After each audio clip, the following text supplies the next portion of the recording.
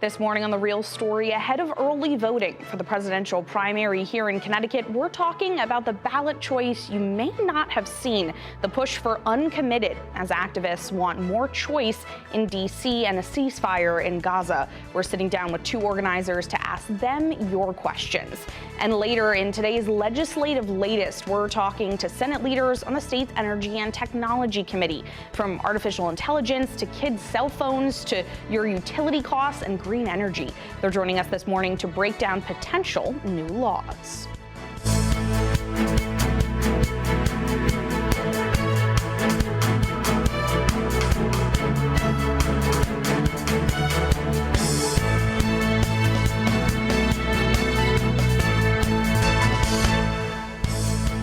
Good morning, and thanks for joining us here on The Real Story. With more than 32,000 people killed in Gaza and no end in sight for the war raging between Israel and Hamas, organizers have set their sights on local action and a clear message here at the polls: uncommitted. Joining us now are activist Shelly Altman, a leader in Connecticut's Jewish Voice for Peace Action CT, and Basel Alnajjar, Hartford area. We will return. Thank you both so much for being here, Shelly, Basel. Thank you. Thank you. Thank you so much, Emma. So I've been actually working in this area for about 10 years. I took a trip to the West Bank and Israel in 2013 and came back as an American and as a Jew, so upset about what the conditions were there. And so fast forward to this point in time, we are outraged at what the United States is doing in terms of supporting the genocide that's going on in Gaza.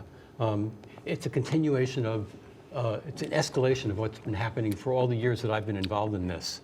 And there's really two things going on, as you mentioned. One of them is the ceasefire resolutions that are being presented to town councils around Connecticut. And there are several cities and towns in which it's being done. And then there's the uncommitted campaign in the Democratic primary on April 2nd. Right. The first one, they're really coming from the same thing. They're really coming from our elected officials, especially our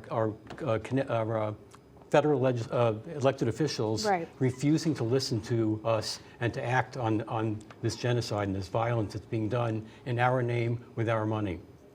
And so the ceasefire resolutions, the goal of those is a short-term thing, is to stop the killing right now, and to stop the starvation, deal with the famine, deal with the public health crisis. It's a very immediate thing to stop all that violence. The uncommitted is our message to the Democratic Party and to President Biden that our votes come at a cost, and the cost is that they listen to us and that they make dramatic policy changes to stop supporting with our money and our complicity the genocide that's going on in Gaza. And before we get back to both of those specifically, Basel, what have you seen in your work here, locally, and tell me a little bit about what We Will Return is and what you do. Yes, We Will Return is a Hartford-based organization. It's actually recently set up within the past couple months in response to the recent genocide that's been occurring on for the past 75 years, but intensified within the past 4 months. We Will Return, the basis and origin of the name is the unwavering and right of people, of Palestinians, of people in Palestine, of people all over the world as refugees to return to their homeland. So We Will Return was made in order to establish a voice for the Palestinian people and essentially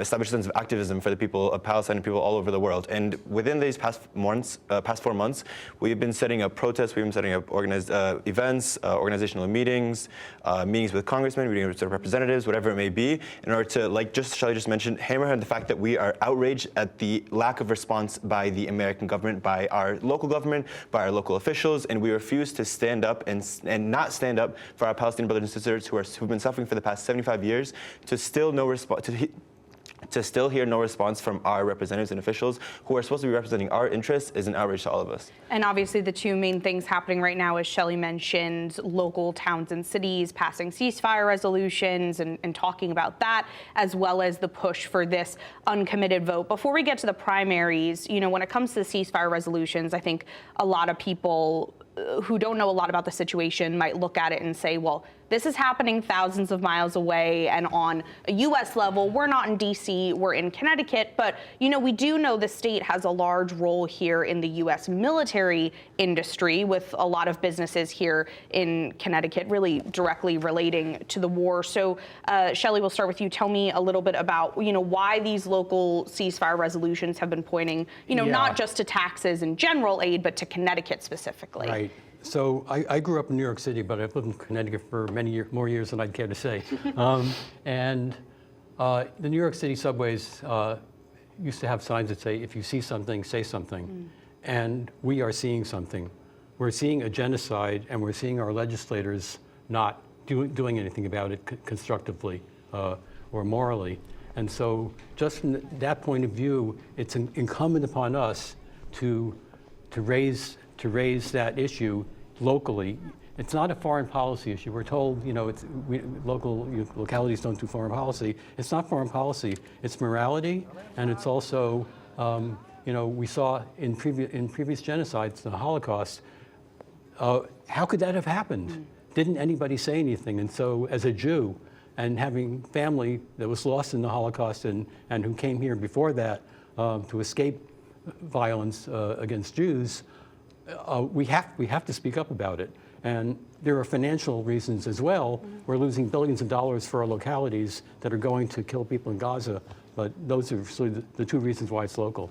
And Basel, we've, you know, seen some pushback on some of these ceasefire resolutions, but, you know, in covering these as well, we've also seen a lot of support, and as well just a lot of people turning out to voice their opinions at these town halls and city meetings.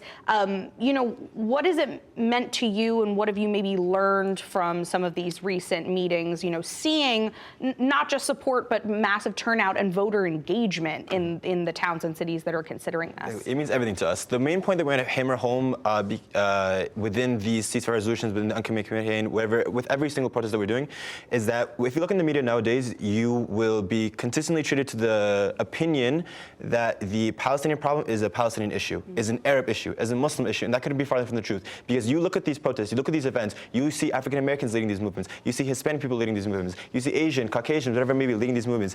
And because of that, you can see that Palestine is not about politics, it's not about religion, it's not about foreign affairs. The Palestinian issue is a humanity issue. We're asking people whether they stand with humanity or not. That is a simple question, because these people, the Palestinian people, are the same people who did nothing to deserve us, yet still wake up every single day and think of others. These are the same people who were the first country to stand up for the Black Lives Matter movement over here, were the people who welcomed the Jewish people in after the Holocaust, the people who are standing up for the Uyghurs, who are Uyghur in China, who are experiencing a genocide of their own.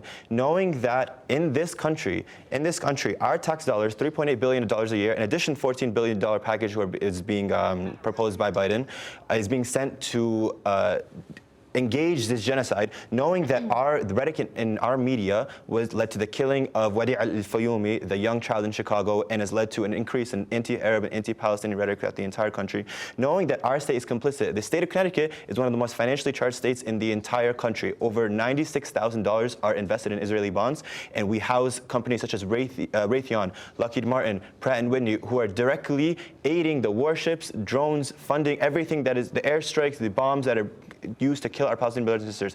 All of that proves that the Palestinian problem is our problem. Every single person should be in this cause, because we are asking for peace and they're asking for violence. So if you stand with humanity, you stand with Palestine. And a way I think we're seeing this push for people to try and make that point, as you just said, the goal for a lot of activists is to hammer that main point home. I think a way we're seeing that is this push for voting uncommitted. You know, we have the upcoming presidential primary here in Connecticut a couple weeks earlier than before on April 2nd, but we also have early voting, which actually starts this coming Tuesday. So people will be able to start voting.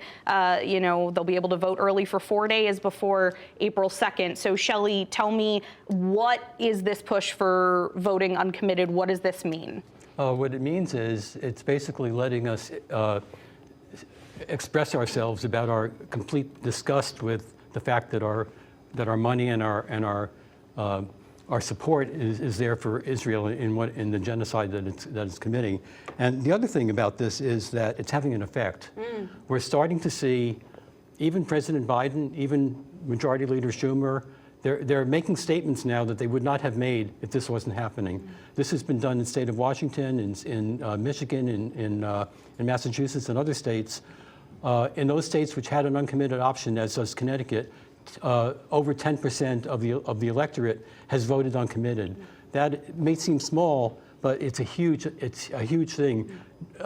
In any given state, 10% can be the difference between a presidential candidate winning the state or losing it. So, yeah.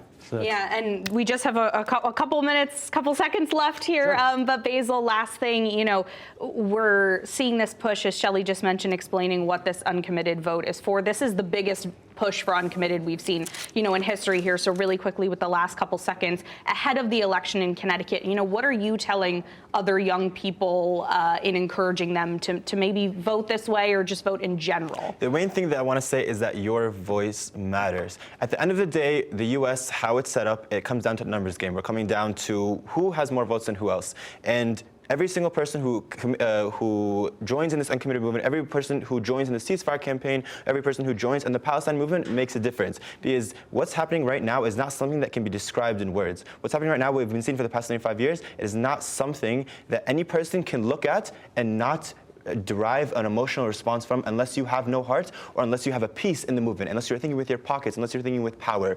The people of Palestine need our help now, and they don't have the time for us to think through these things. You look at anything that's happening right now, you look at the media, you look at the videos that's coming out of Palestine, you look at the journalists who are journaling every single thing that's happening in Palestine, you will see that this is a one-sided affair. This is a genocide. This is not a war. This is people who have been put in a concentration camp, who have been starved and stripped of food, water, electricity, who have been pushed out of their homes, who have been stripped of every single right, treated as human animals. This is not something that can be taken as two sides. And to call for two sides is calling for complicity. So we want just everybody to see that this is an issue that involves you. And unfortunately, that's all the time we have, but thank you both so much. Uncommitted, this is a huge push and something we'll definitely be covering when we're looking at the Connecticut primary in just 2 weeks. So thank you both again so much for being here. Thank you so much, really appreciate it. There's still more to come, though, on The Real Story. We're talking to state Senate leaders about all things energy and technology in today's committee close-up. Stay with us.